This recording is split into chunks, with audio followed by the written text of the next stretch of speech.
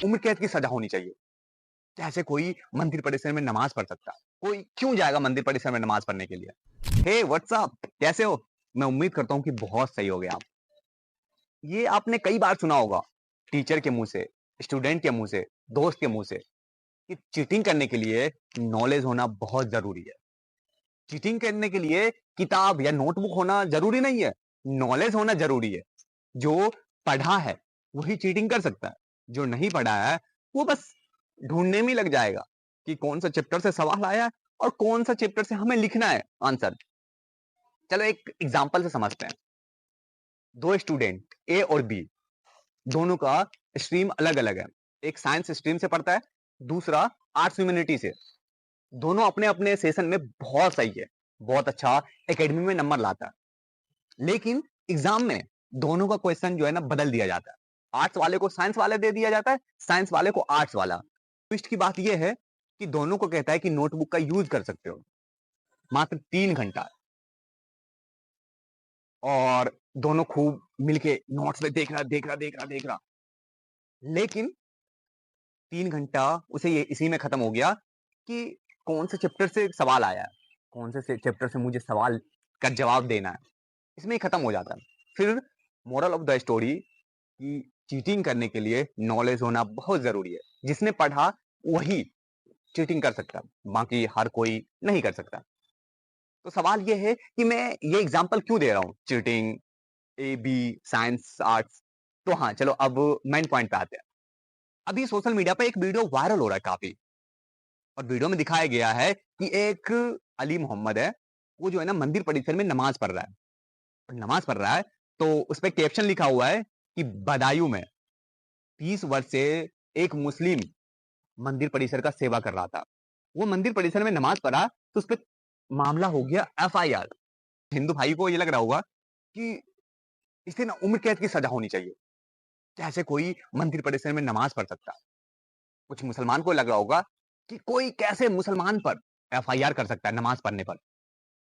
अगर मेरे point of view से देखो कि मैं कहता हूं इस बंदे पर उम्र कैद की सजा होनी चाहिए।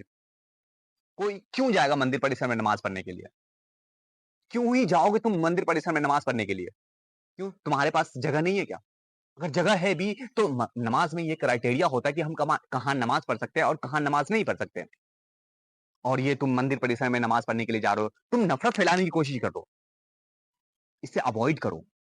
और फिर वही हिंदू भाई से होगा कि हाँ बिल्कुल इस पर एफआईआर होना चाहिए, इस पर उम्र कैद की सजा होनी चाहिए। कोई क्यों ही जाएगा नमाज पढ़ने के लिए मंदिर परिसर में? अब सवाल यह आता है कि क्या सच में यह मुस्लिम है या बस प्रोपेगेंडा फैलाने की कोशिश की जा रही है? देखो, कोई भी अगर अब्दुल हो, यानी कोई भी मुसलमान शख्स हो, उसे इतना तो नॉलेज होना चाहिए कि हमारे नमाज में क्या क्राइटेरिया होता है, हमारे नमाज में क्या पढ़ा जाता है, कितना नियत नियत बांधने के बाद कितना पॉज लिया जाता है। ये है 18 से 19 सेकंड का वीडियो है, उसमें 12 से 13 बार सजदा ले चुका है। जबकि 18 से 20 सेकंड में ना सजदा क्या, बस हम नियत ही बांध पाते हैं। इतना तो गारंटी है, बिना फैक्ट चेक किए हुए ये वीडियो फेक है। ये वीडियो नफरत फैलाने की कोशिश की जा रही है इस वीडियो के द्वारा।